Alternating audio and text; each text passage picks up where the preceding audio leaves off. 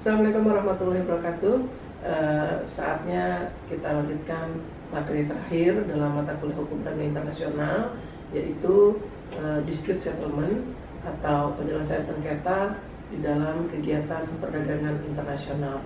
Nah, penyelesaian sengketa dalam perdagangan internasional ini biasanya dilakukan oleh para pelaku bisnis atau pedagang-pedagang yang terjadi timbulnya dispute atau sengketa, sehingga mereka biasanya melakukan penyelesaiannya dengan memilih jalur non litigasi, karena dasarnya adalah mereka ingin putusan yang cepat, tidak bertele-tele dan biaya ringan.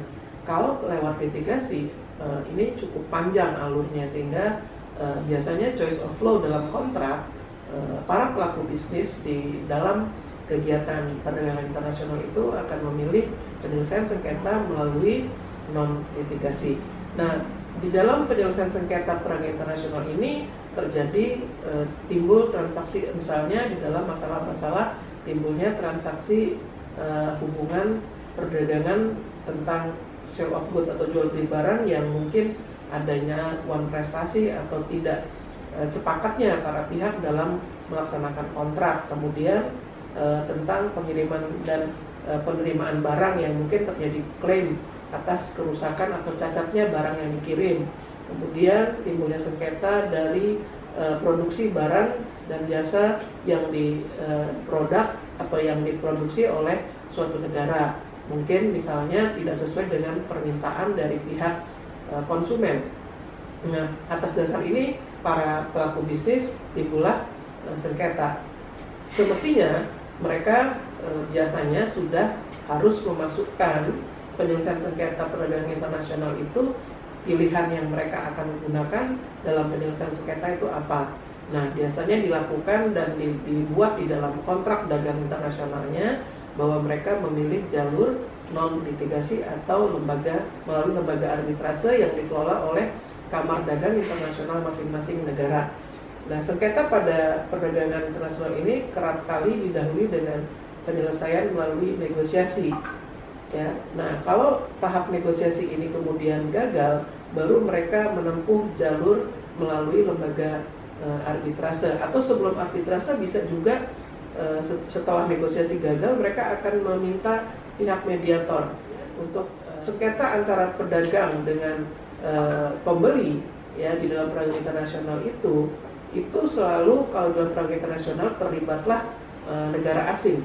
Ya, negara asing ini berarti ada foreign element atau ada unsur asingnya.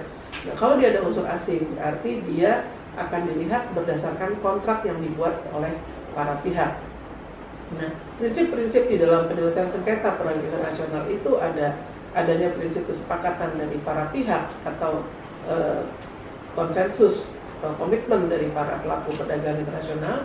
Kemudian adanya prinsip kebebasan dalam memilih cara-cara penyelesaian sengketa apa yang akan digunakan oleh masing-masing pelaku bisnis. Kemudian prinsip kebebasan dalam memilih hukum, itu yang tadi saya katakan choice of law.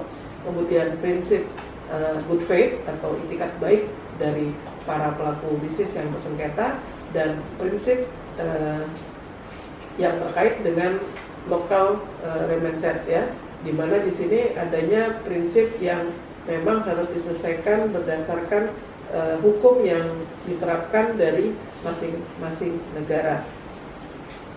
Nah, itu yang harus dilakukan oleh para pihak di dalam melakukan penyelesaian sengketa perdagangan internasional.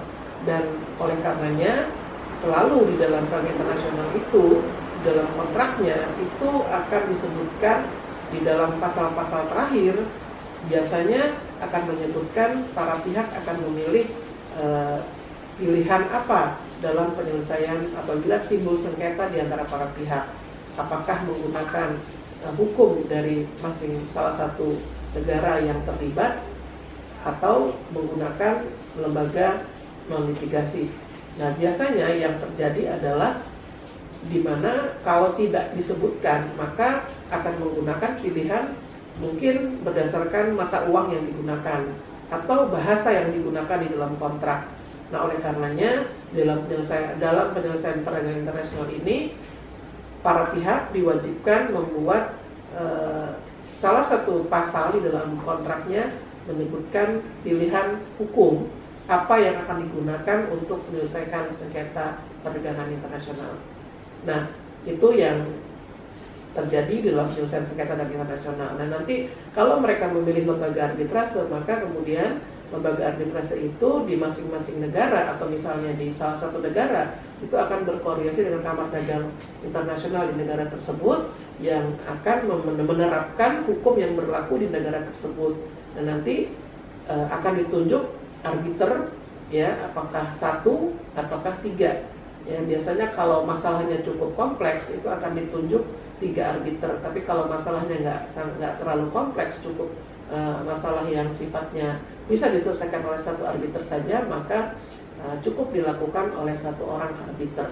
Dan yang lebih baik lagi, penyelesaian sengketa melalui lembaga arbitrase ini adalah sifatnya tertutup, tidak terbuka. Jadi para pihak lain atau pihak ketiga itu tidak akan mengetahui bahwa ada sengketa atau timbul sengketa di antara para pelaku bisnis di masing-masing negara atau di antar negara, karena sifatnya sesuai dengan peraturan perdagangan internasional itu sifatnya tertutup, jadi tidak diketahui oleh pelaku bisnis dari negara-negara ini.